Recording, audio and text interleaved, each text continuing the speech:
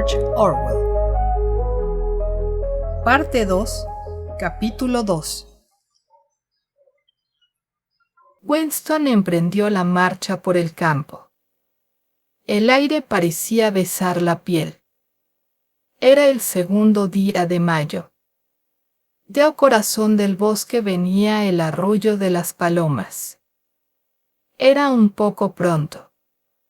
El viaje no le había presentado dificultades y la muchacha era tan experimentada que le infundía a Winston una gran seguridad. Confiaba en que ella sabría escoger un sitio seguro.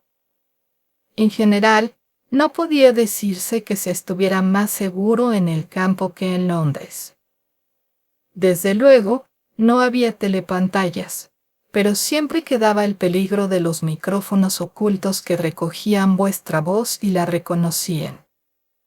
Además, no era fácil viajar individualmente sin llamar la atención. Para distancias de menos de 100 kilómetros no se exigía visar los pasaportes, pero a veces vigilaban patrullas alrededor de las estaciones de ferrocarril y examinaban los documentos de todo miembro del partido al que encontraran y le hacían difíciles preguntas. Sin embargo, Winston tuvo la suerte de no encontrar patrullas y desde que salió de la estación se aseguró, mirando de vez en cuando cautamente hacia atrás, de que no lo seguían.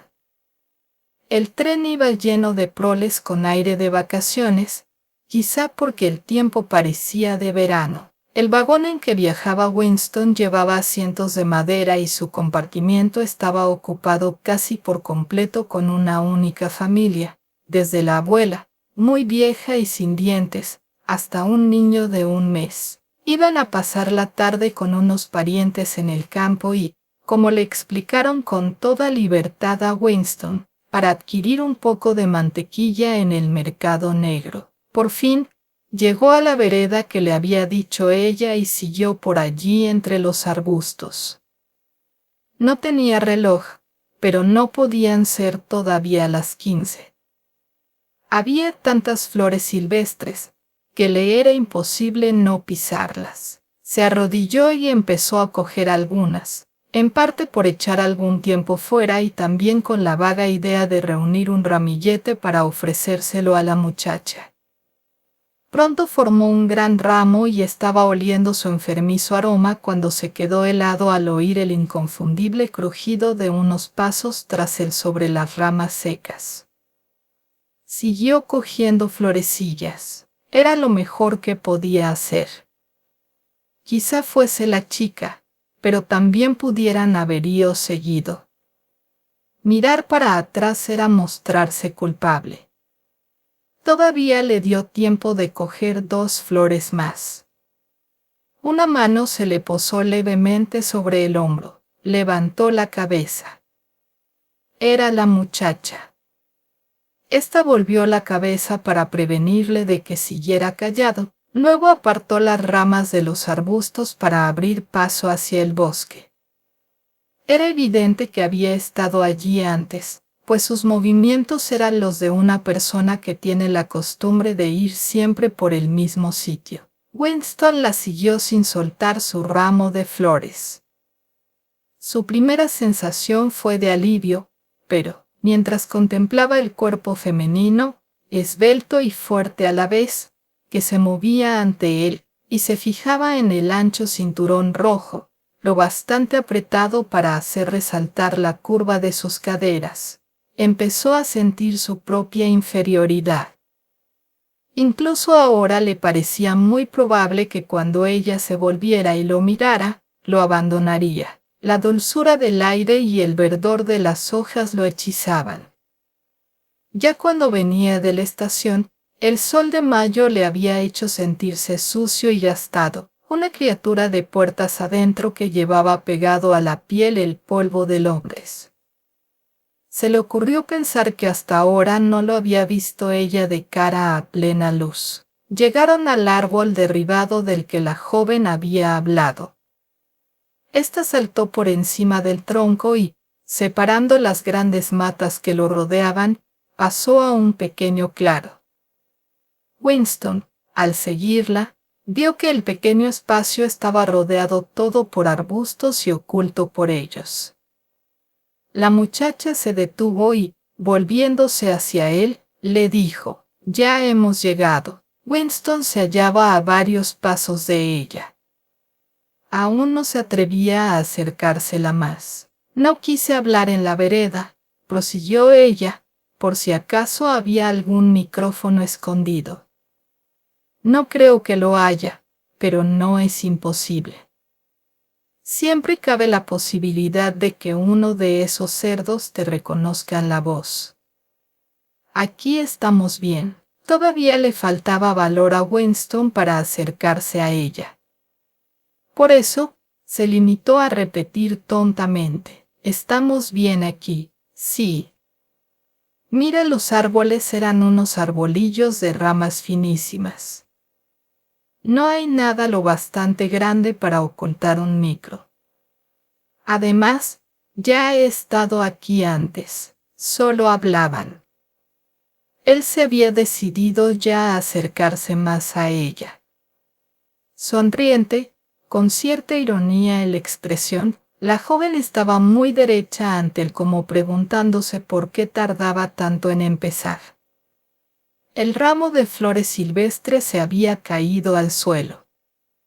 Winston le cogió la mano. «¿Quieres creer?», dijo, «que hasta este momento no sabía de qué color tienes los ojos?» Eran castaños, bastante claros, con pestañas negras. «Ahora que me has visto a plena luz y cara a cara, ¿puedes soportar mi presencia?» «Sí, bastante bien. Tengo 39 años. Estoy casado y no me puedo librar de mi mujer.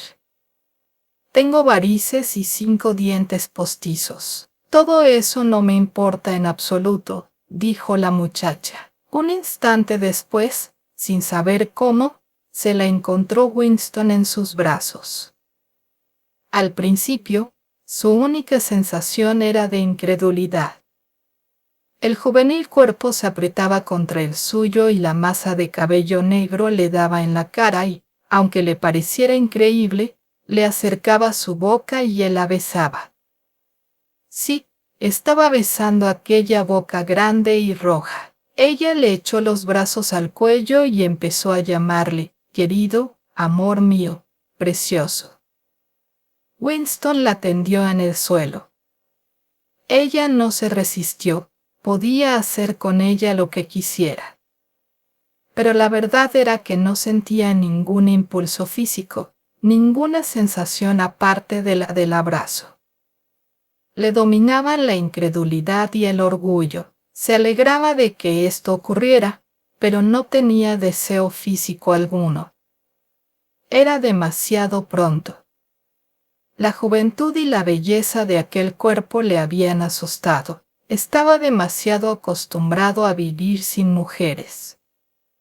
Quizá fuera por alguna de estas razones o quizá por alguna otra desconocida. La joven se levantó y se sacudió del cabello una florecilla que se le había quedado prendida en él.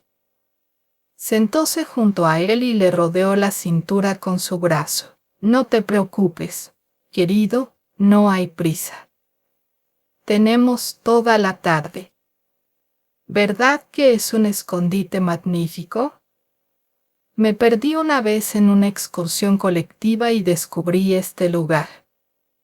Si viniera alguien, lo oiríamos a 100 metros. ¿Cómo te llamas?», dijo Winston. «Julia». «Tu nombre ya lo conozco». «Winston.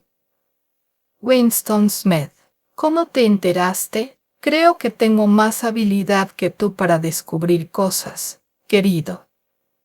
Dime, ¿qué pensaste de mí antes de darte aquel papelito?» Winston no tuvo ni la menor tentación de mentirle. Era una especie de ofrenda amorosa empezar confesando lo peor. Te odiaba. Quería abusar de ti y luego asesinarle. Hace 2 semanas pensé seriamente romperte la cabeza con una piedra. Si quieres saberlo, te diré que te creía en relación con la policía del pensamiento. La muchacha se reía encantada, tomando aquello como un piropo por lo bien que se había disfrazado. La policía del pensamiento, ¿qué ocurrencias? No es posible que lo creyeras. Bueno, quizá no fuera exactamente eso. Pero, por tu aspecto, quizá por tu juventud y por lo saludable que eres, en fin, ya comprendes, creí que probablemente pensaste que era una excelente afiliada. Pura en palabras y en hechos. Estandartes, desfiles, consignas, excursiones colectivas y todo eso. Y creíste que a las primeras de cambio te denunciaría como criminal mental y haría que te mataran. Sí, algo así. Ya sabes que muchas chicas son de ese modo. La culpa la tiene esa porquería, dijo Julia quitándose el cinturón rojo de la liga anti-sex y tirándolo a una rama, donde quedó colgado. Luego, como si el tocarse la cintura le hubiera recordado algo, sacó del bolsillo de su mono una tableta de chocolate. La partió por la mitad y le dio a Winston uno de los pedazos. Antes de probarlo, ya sabía él por el olor que era un chocolate muy poco frecuente. Era oscuro y brillante, envuelto en papel de plata. El chocolate, corrientemente, era de un color castaño claro y desmigajaba con gran facilidad, y en cuanto a su sabor, era algo así como el del humo de la goma quemada. Pero alguna vez había probado chocolate como el que ella le daba ahora.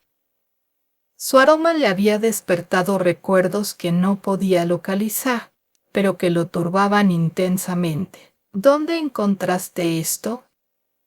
Dijo. En el mercado negro, dijo ella con indiferencia. Yo me las arreglo bastante bien. Fui jefe de sección en Los Espías.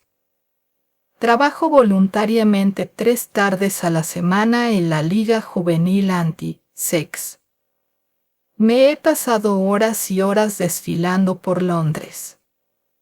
Siempre soy yo la que lleva uno de los estandartes. Pongo muy buena cara y nunca intento librarme de una lata. Mi lema es, grita siempre con los demás. Es el único modo de estar seguros. El primer trocito de chocolate se le había derretido a Winston en la lengua. Su sabor era delicioso. Pero le seguía rondando aquel recuerdo que no podía fijar, algo así como un objeto visto por el rabillo del ojo. Hizo por librarse de él, quedándole la sensación de que se trataba de algo que él había hecho en tiempos y que hubiera preferido no haber hecho. Eres muy joven, dijo. Debes de ser unos 10 o 15 años más joven que yo. ¿Qué has podido ver en un hombre como yo que te haya atraído? Algo en tu cara. Me decidí a arriesgarme. Conozco enseguida a la gente de la acera de enfrente. En cuanto te vi supe que estabas contra ellos. Ellos, por lo visto, quería decir el partido, y sobre todo el partido interior, sobre el cual hablaba Julia con un odio manifiesto que intranquilizaba a Winston, aunque sabía que aquel sitio en que se hallaban era uno de los poquísimos lugares donde nada tenían que temer. Le asombraba la rudeza con que hablaba Julia. Se suponía que los miembros del partido no decían palabrotas, y el propio Winston apenas las decía como no fuera entre dientes. Sin embargo, Julia no podía nombrar al partido, especialmente al partido interior, sin usar palabras de esas que solían aparecer escritas con tiza en los callejones solitarios. A él no le disgustaba eso, puesto que era un síntoma de la rebelión de la joven contra el partido y sus métodos. Y semejante actitud resultaba natural y saludable, como el estornudo de un caballo que huele mala avena. Habían salido del claro y paseaban por entre los arbustos. Iban cogidos de la cintura siempre que tenían sitio suficiente para pasar los dos juntos. Notó que la cintura de Julia resultaba mucho más suave ahora que se había quitado el cinturón. Seguían hablando en voz muy baja. Fuera del claro, dijo Julia, era mejor ir con prudencia. Llegaron hasta la linde del bosquecillo. Ella lo detuvo. No salgas a campo abierto. Podría haber alguien que nos viera. Estaremos mejor detrás de las ramas. Y permanecieron a la sombra de los arbustos. La luz del sol, filtrándose por las innumerables hojas, les seguía caldeando el rostro.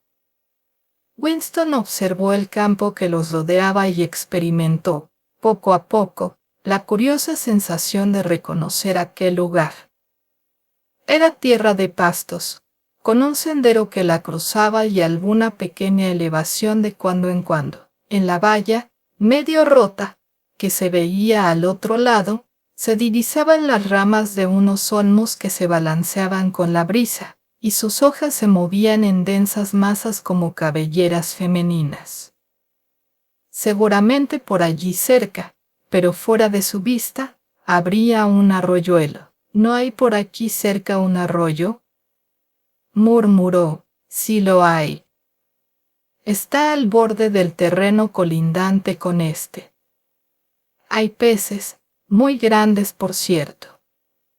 Se puede verlos en las charcas que se forman bajo los sauces. ¿Es el país dorado? Casi, murmuró. ¿El país dorado? No tiene importancia.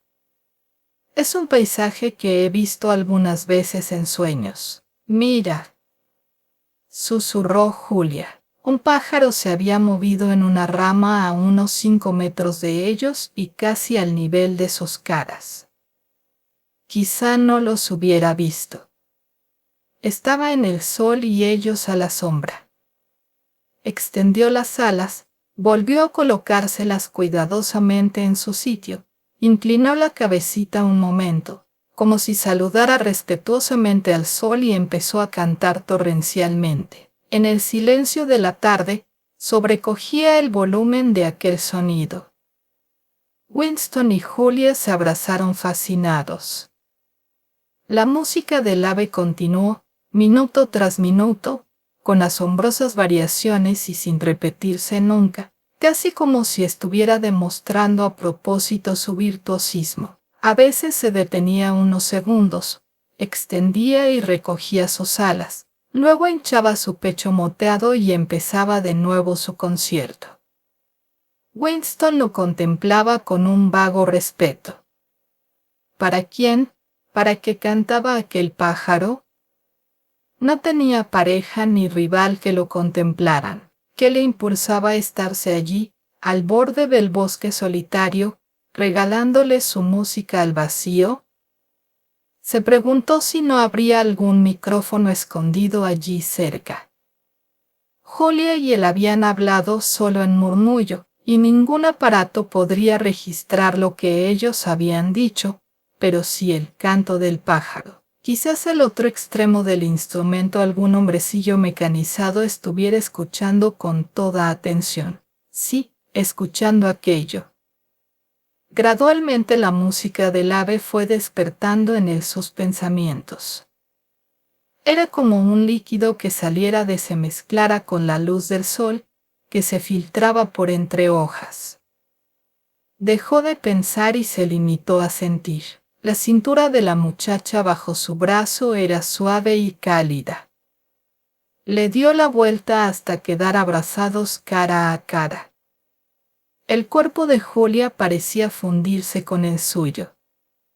Dondequiera que tocaran sus manos, cedía todo como si fuera agua.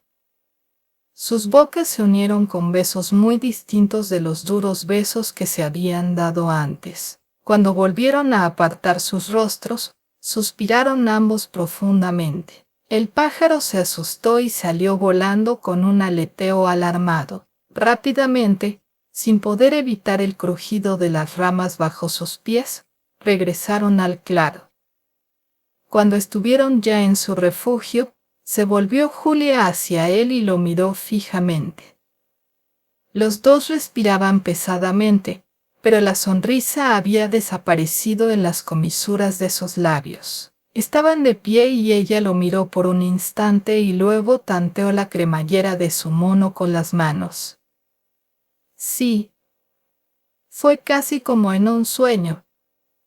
Casi tan velozmente como él se lo había imaginado, ella se arrancó la ropa y cuando la tiró a un lado fue con el mismo magnífico gesto con el cual toda una civilización parecía aniquilarse.